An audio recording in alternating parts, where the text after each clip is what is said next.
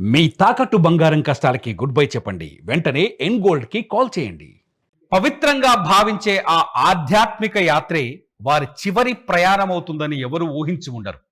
పరమశివుని నివాస స్థానమైన కైలాస్ మానస సరోవరుని దర్శించుకొని జన్మ ధన్యం చేసుకోవాలని ఉత్సాహంగా అడుగులు వేసిన ఆ భక్తుల ముందర మృత్యువు కరాల నృత్యం చేసింది. ఆశలతో వెళ్లిన వారిని ఆకస్మిక వరదలు నిమిషాల వ్యవధిలో పొట్టనబెట్టుకున్నాయి.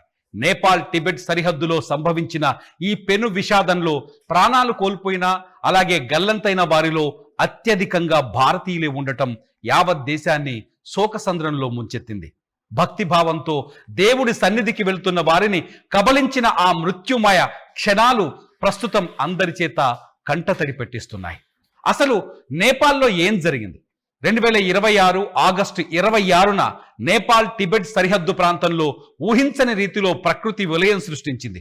ఒకేసారి దూసుకొచ్చిన ఆకస్మిక వరద ప్రధానంగా నేపాల్లోని రుసువా, సుబాకోట్ జిల్లాలతో పాటు చైనా టిబెట్లోని గీరాంగ్ ప్రాంతాన్ని తీవ్రంగా ప్రభావితం చేసింది.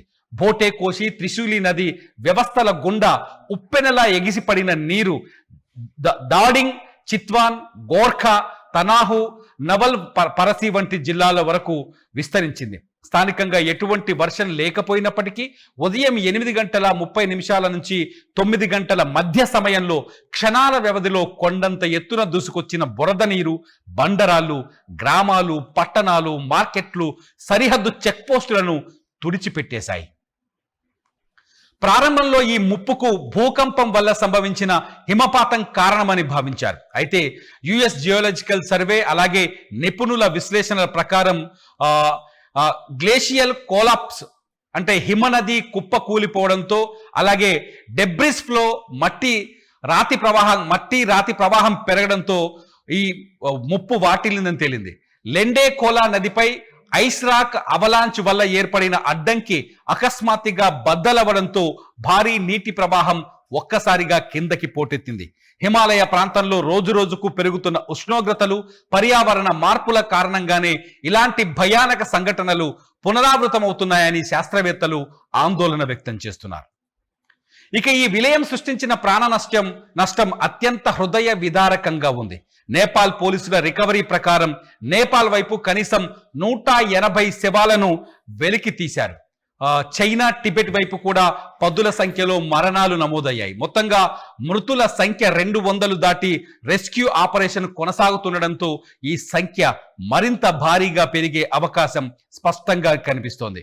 ఇక గల్లంతుల విషయానికి వస్తే నేపాల్ వైపు సుమారు 600 మంది టూరిస్టులు, యాత్రికులు గల్లంతయ్యారు. చైనా వైపు కూడా వందలాది మంది గల్లంతు కావడంతో మొత్తం బాధితుల సంఖ్య వేలలోకి చేరే అవకాశం కనిపిస్తోంది. అయితే ఈ ఘోర విషాదంలో గల్లంతైన వారిలో అత్యధికంగా భారతీయులు ఉండటమే అత్యంత బాధాకరమైన విషయం. కైలాస మానస సరోవర్ యాత్ర నిమిత్తం రుసువా గది కెరింగ్ మార్గం ద్వారా టిబెట్కు వెళ్తున్న సుమారు 156 మంది హైదరాబాదీలు ఈ ప్రమాదంలో చిక్కుకున్నారు. వీరితో పాటు మరో 37 మంది ఎన్ఆర్ఐలు కూడా ఉన్నట్టుగా అంచనా వేస్తున్నారు.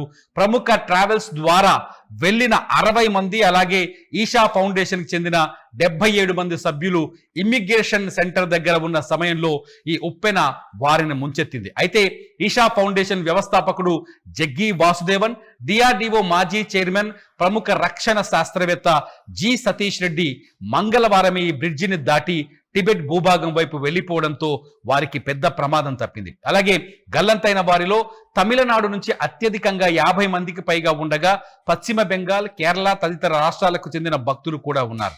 వీరితో పాటు అమెరికన్లు, ఆస్ట్రేలియన్లు, బ్రిటిష్, కెనడియన్ పౌరులు కూడా ఈ ప్రమాదంలో ఉన్నట్టుగా సమాచారం ఉంది.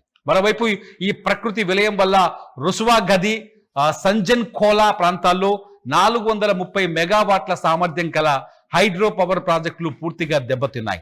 చారిత్రాత్మక మితేరి వంతెనతో పాటు దాదాపు 19కి పైగా వంతెనలు, 40 కిలోమీటర్ల మేర రోడ్లు కొట్టుకుపోయాయి. కమ్యూనికేషన్, విద్యుత్ వ్యవస్థలు పూర్తిగా స్తంభించిపోయాయి. ప్రస్తుతం నేపాల్ సైన్యం, పోలీసులు హెలికాప్టర్ల ద్వారా సహాయక చర్యలు అందిస్తున్నారు. చైనా కూడా తమ వైపు రెస్క్యూ ఆపరేషన్ నిర్వహిస్తోంది.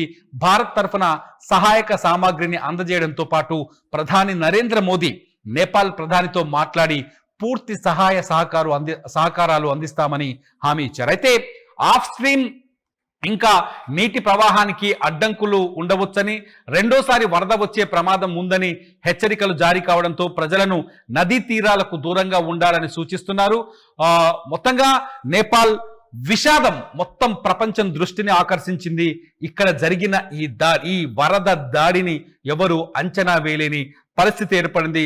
రెండోసారి కూడా మళ్ళీ వరదలు వస్తాయనే అంచనాలు ఉండడంతో నేపాల్ ప్రభుత్వం ఒకవైపు, అటు చైనా ప్రభుత్వం కూడా అక్కడ సహాయక చర్యల్ని, ముందస్తు చర్యల్ని చేపట్టారు. చూడాలి అక్కడ మొత్తం గల్లంతైన వారి సంఖ్య ఎంతవరకు తేలుతుందనేది. చూస్తూనే ఉండండి అప్డేట్స్ కోసం. It's UTV.